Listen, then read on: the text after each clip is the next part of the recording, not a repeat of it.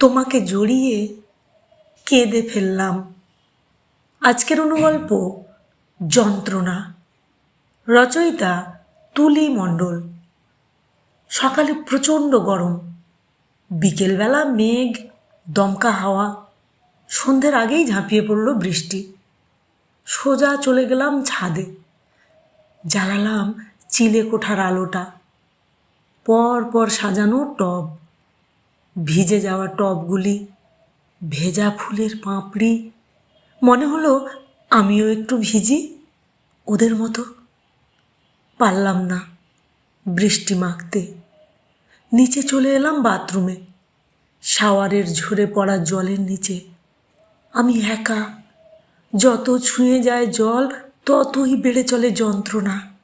শরীরটা সুস্থ ছিল, তবুও বেড়ে চলে। মনে হলো তোমাকে একটু আদর করি, কিন্তু ইচ্ছা থাকলেও উপায় ছিল না। ল্যান্ডফোনটা খারাপ, মোবাইলে ব্যালেন্স নেই। তোমার ফেরার সময় 10টা থেকে 11টা। পোশাকটা বদলালাম, তারপর এ ঘর থেকে ও ঘর। কেবলই ছটফট করছি, বাইরে ভিতরে। ঘরের প্রতিটি আসবাবকেই অসহ্য লাগছিল। মনে হচ্ছিল ভেঙে দিই, জ্বালিয়ে পুড়িয়ে শেষ করে দিই সব কিছু।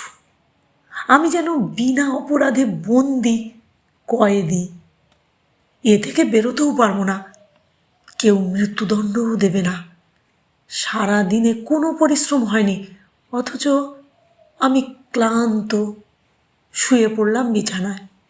ঘুম ভাঙল কলিংয়ের শব্দে। তুমি এলে।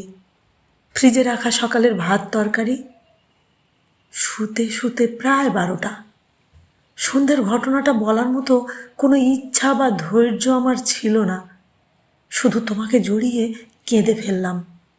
বললাম, আমি সত্যিই কোনোদিন মা হতে পারবো না। তুমি তখন আমার কপালে একটা চুমু এঁকে দিয়ে বললে, শান্ত হও, শান্ত।